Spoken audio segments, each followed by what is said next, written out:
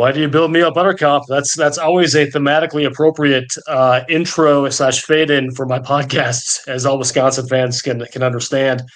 Anyway, this is Scary Alvarez, and I'm a Wine Island enjoyer, Sherry Wine Destroyer, Jake's grandpa, and Cindy's plus one when she'll have me. And we're very excited to have another human being back on the podcast. I know you like my solo efforts where I just have a pulsating emoji sitting there, but we have Big Ten Ben Stevens on. And he's from Sports Grid. I'm going to give him the floor to tell you the other stuff he does. But most of you who are fans of this podcast already know who this guy is from his work on Twitter X. True denizen of the Big Ten, knows a lot about. It's not just Ohio State, Michigan, Indiana. It's like small details about Nebraska's defensive coordinator or an assistant strength coach hire maybe over there in Maryland. He's kind of got the goods on a lot of that. So it's really good to have him on here.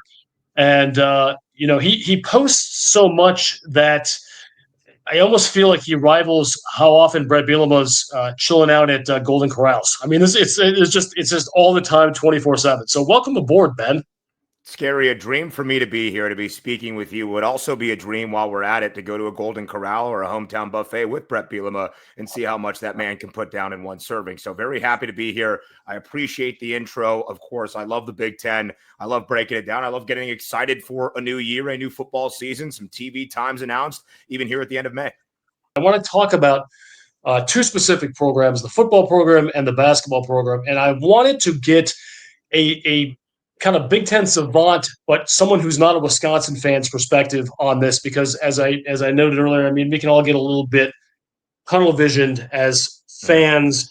And, there are, I know you know this from the socials, but there is a certain segment of Wisconsin fans that have very, very strong opinions on Luke Fickell and what happened to Paul Chryst and that whole thing. And there's an equally large number of Wisconsin fans who still don't quite accept that Greg Gard is a really good basketball coach, which has been objectively proven any number of ways except for getting to a Final Four or Final Eight. We'll get into that. But let's start with football. So to kind of dovetail onto the schedule stuff, to set this up for most of my fans know this, but Wisconsin has, depending on your source, a top 5 FBS schedule this year. It's like SEC teams in Wisconsin, at Michigan, at Oregon, at the aforementioned and slightly lampooned Indiana, Ohio State at home, at Alabama in Tuscaloosa, and thank God that's an 11 o'clock start time. I think that's worth a few points to bet. I just thought this was going to be one of those 8 o'clock SEC games, and it's not that becomes an easy task for the Badgers at 11 a.m. either. But trust me, that's better. I'll take it. But anyway, you got Iowa, you got Illinois. It's just an absolute. I've been a Wisconsin fan for decades and decades, without question. Unless these teams fall apart, the hardest schedule I could ever remember seeing Wisconsin play. As someone who knows his way around the Badger program and has been keeping up with coaching changes and things, how does the 2025 season kind of generically wash over you, given what you're seeing and what you know about the spring that Luke Fickell's squad had? Yeah, let's start with the schedule, Barry, because I think when you look at where things are, it's an interesting slate for Wisconsin because you want to see that improvement in year number 3, year 3 for Luke Fickell. But then you look at the slate and you're like, okay, what is improvement going to be? Is it getting back to the bowl winning streak and starting our new bowl streak after it was snapped, of course, in 2024? Is it winning 5 games but looking competitive in 4 others against the best teams in the Big Ten? And that's where the evaluation piece, that's the reality of being a Wisconsin fan, is difficult because you are used to much more success than a bowl game, bowl eligibility, 6 wins. You are used to 8, 9, 10 wins contending for Big Ten title after Big Ten title, but it's the reality of the situation in a new landscape that is the Big Ten. Scary, I do things from an odds perspective a lot through Sports Grid, and I really enjoy it because instead of hot takes, you can kind of formulate through specific numbers what things look like. And one of the first things I do in preseason prep very early on around this time when all the win totals come out for all the Power 4 conferences, and I'll do it when all the FBS win totals come out probably in 2 to 3 weeks, is look at the slate based on projected win total, because it's more important to me to see what opponents are expected to do this season than how they performed last year, especially in the changing climate that now is college athletics and how much roster movement we have each and every offseason. Wisconsin, based on projected win totals, has the most difficult conference slate in the Big Ten this year. And frankly, it's not all that close. Every one of Wisconsin's opponents, except for Maryland, on the Big Ten slate, so 8 of 9 expected to be a bowl eligible team.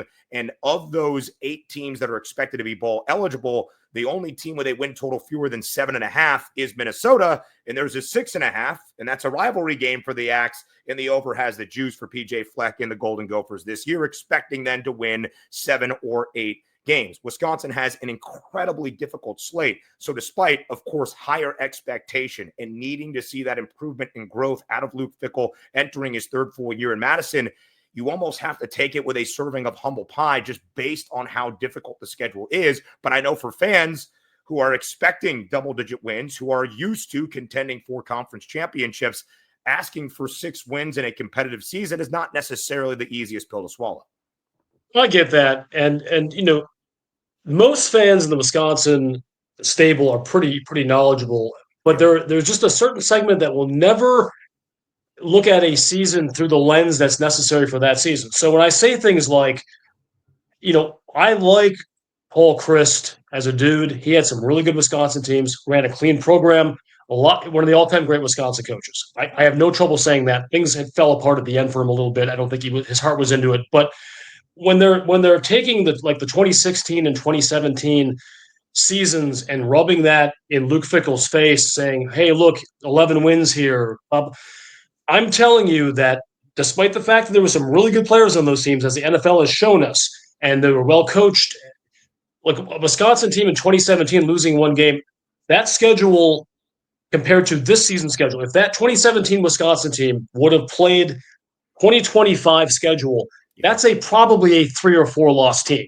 So I'm just trying to give some perspective that we're comparing legends to realities. A 6-win season, of course, with the caveat that it matters what they look like. I know that, but Wisconsin is not going to be horrible looking and win 6 games. They're not going to be if they look terrible this year. They're not going to win 6 games. They're going to have to look good to win 6 games. A 6-win total this season would be like a 9-win Chris season. That's kind of how I'm looking at it. Not a disaster. There haven't been too many 9-win Chris seasons that a Wisconsin fan would consider a disaster. 2021 was. They came up a little short with 9 wins. That wasn't a great year, but it wasn't a disaster. They still looked at 22 as being a possibly good season. So I just think this is going to be like nothing Wisconsin fans have seen. And they're going to have to look inside the box scores a little bit and say, we just lost by 10 at Oregon. How did we look?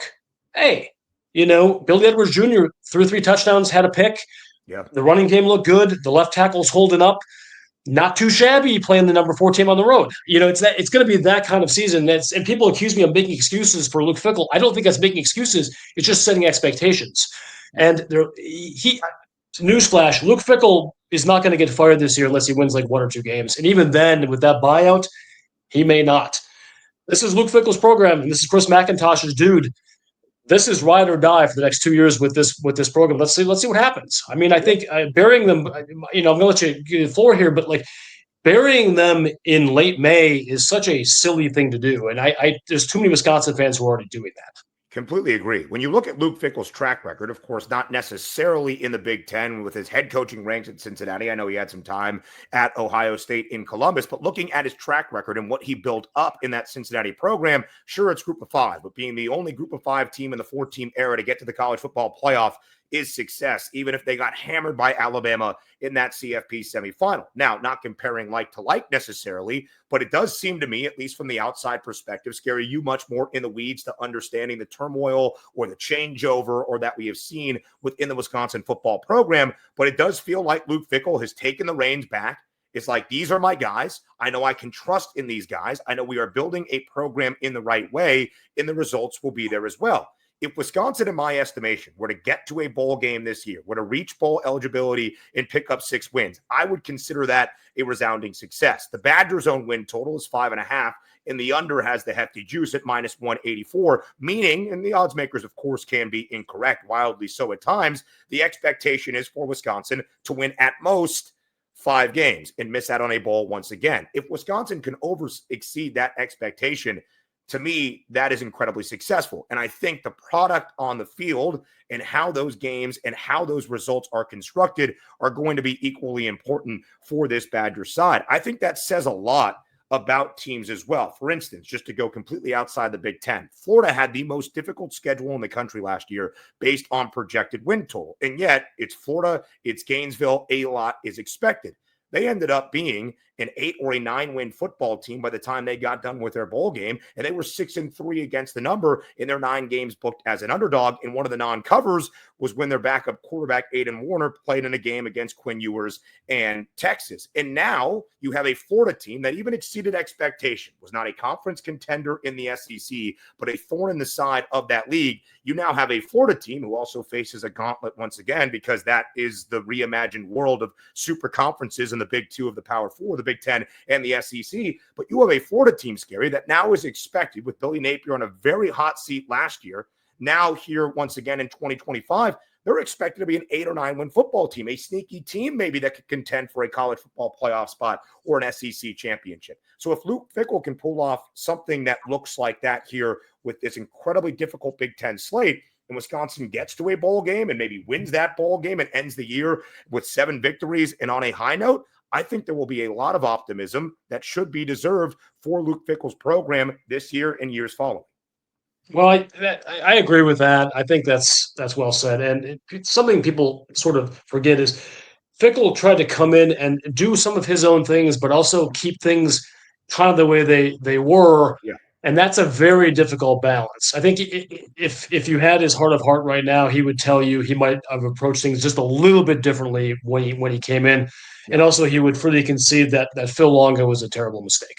Yeah. Wrong fit, wrong dude, wrong. I don't want it. This isn't the Phil Longo dish show, but yeah, I source this. Wrong attitude for that locker room. Know-it-all kind of guy, and you know he's big enough to admit it. And then you bring in the Grimes, who look, we don't know how he's going to do, right? But I like the cut of his jib. He seems like the kind of dude that could get Wisconsin's offense back to looking like it has in the past. But one more thing on Fickell. We're going to move on to Greg Gard in a second here. But one more thing on Fickell in his defense, and that's not. I feel like a defense attorney, something like a public defender sometimes with him. Yeah, he lost 2 like very specifically curated transfer starting quarterbacks for large portions of 2 seasons and won 7 games in 5 games. If you give Luke Fickell those starting quarterbacks for almost all of those 2 seasons, whether it's Van Dyke last year or the year before, he's looking at probably 8 or 9 wins, and then maybe last year, maybe 6 or 7. No one is discussing Luke Fickell. Is he on the hot seat? They're saying, hey, Wisconsin, maybe not awesome, 8 wins, 7 wins. We've got to keep doing better, but no, there is no death watch for that guy's program. And that's just the luck of the draw, man. And like, I should have had a better backup. Have you seen Wisconsin's NIL? I mean, people were not in the same league as like Phil Knight writing checks up there in Eugene and Ohio State having as much as they want in the war chest. Wisconsin has to be icily efficient with their NIL. You get 1 crack at that quarterback every year with your 1 mil or 1.5 mil, whatever it ends up being.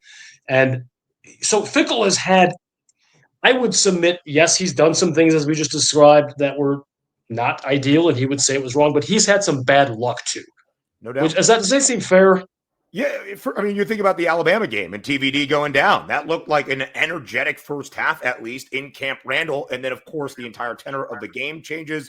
The entire tenor of the season changes. And football injuries are a part of it. Everybody understands that. And how do you construct your team to rally from that? But you're completely spot on. And I would also argue that here, having Billy Edwards, the Raging Bill, as I like to call him, I mean, the athleticism is there. The arm strength is there. And I think what's critical, perhaps, is also Big Ten experience, right? Not experience in Madison. Is not playing in the Wisconsin system. Has not been coached by Jeff Grimes before.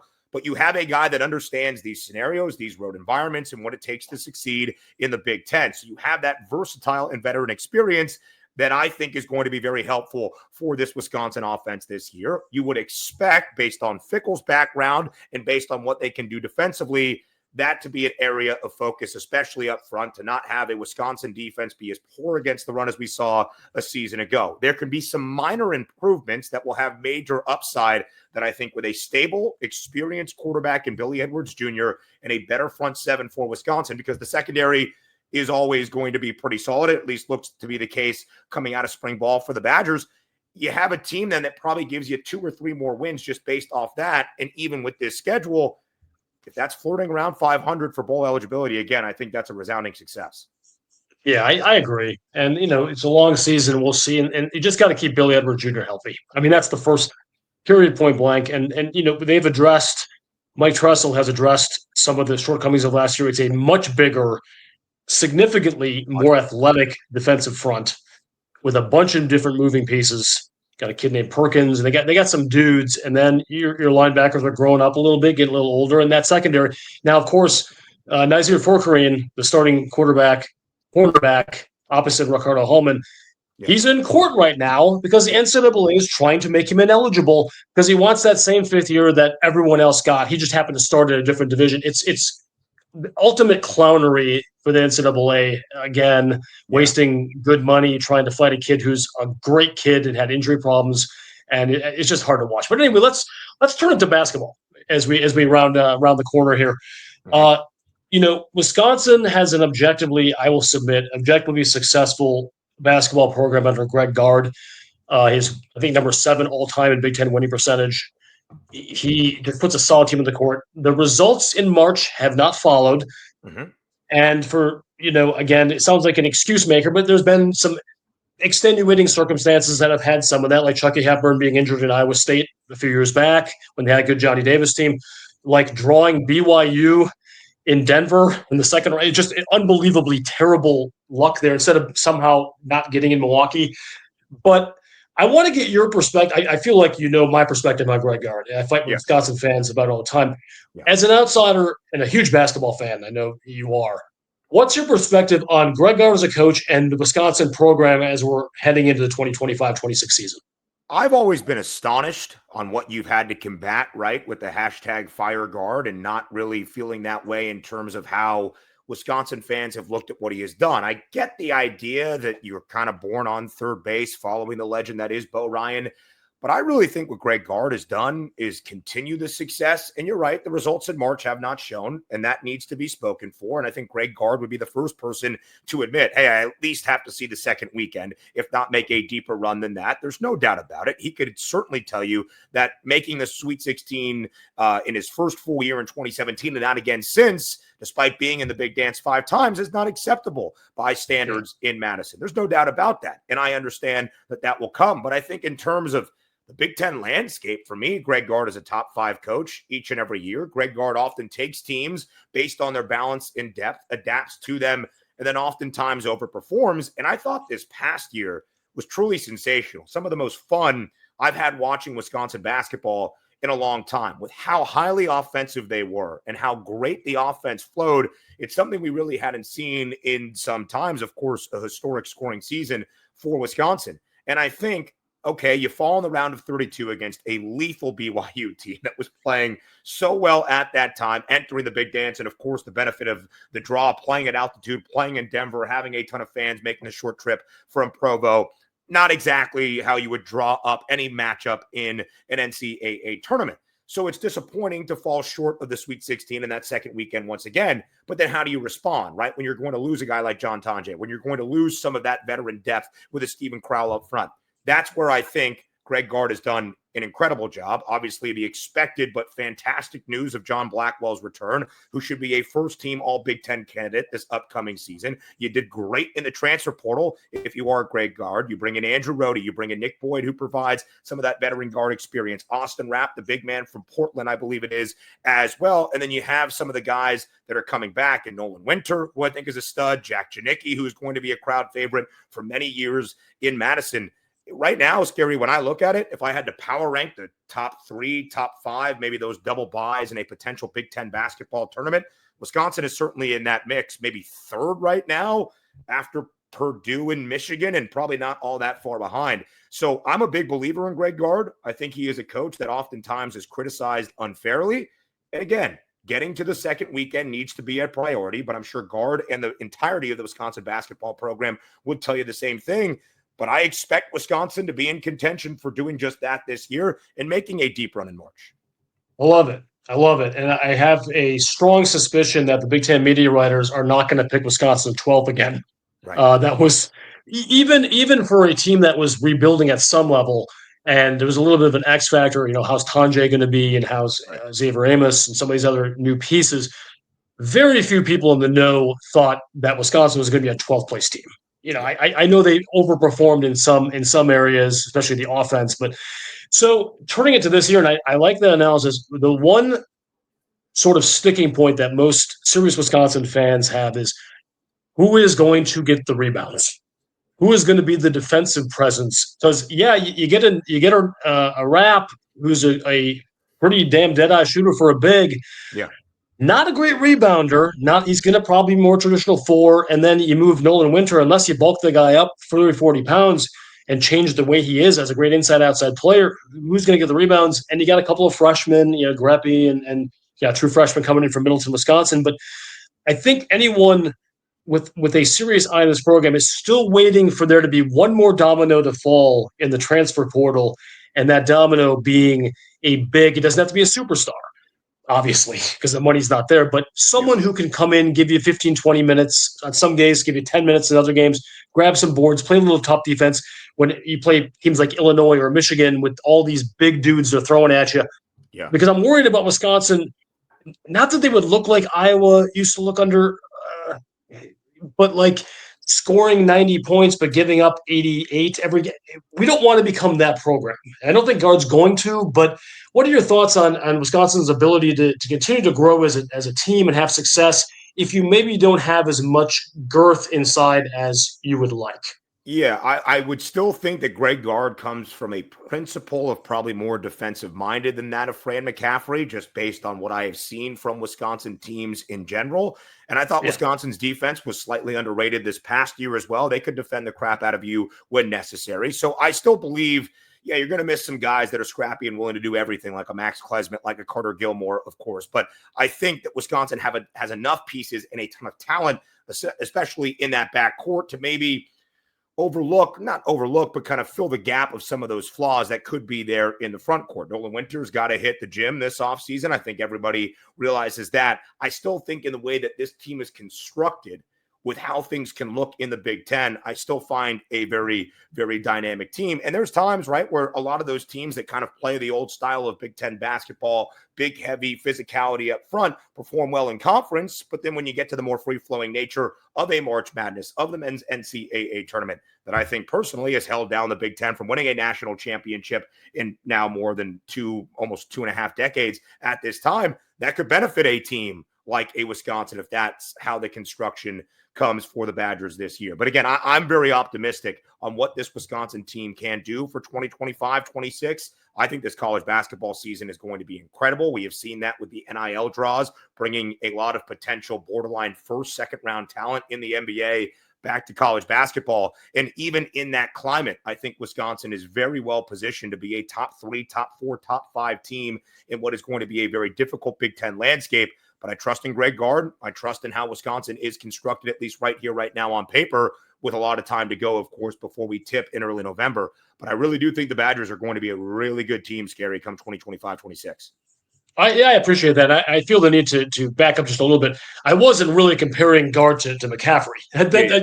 One is a superior coach to the other one and has proven that over the course of 10-plus years. I just mean like a situation in some of those Iowa teams that were highly skilled, didn't quite have it on defense, and definitely could not hit their ceiling because they didn't play tough enough defense. I don't think that's ever going to happen in Wisconsin as far as the guys you have are always going to play harder defensively.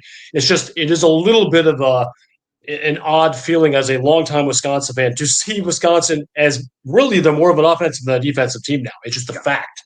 You can see it in that BYU game. I mean, that was and I thought of like 90 to 88 being an NCAA score for Wisconsin is almost unheard of in those like Decker Kaminsky teams. But so let's step it back real quick on the basketball program and the football program. Which of those two programs for Wisconsin, if you had to pick one, has the brighter future right now? Ooh, really good question. I would still say Wisconsin basketball because I believe a little bit more in the tried and true nature of Greg Gard. And I think Wisconsin, where they stand in the Big Ten, is a capable team that will finish top 5, top 6 regularly in this conference, which positions them well on a seed line, of course, for the NCAA tournament to hopefully get to that second weekend and beyond and make the deep run.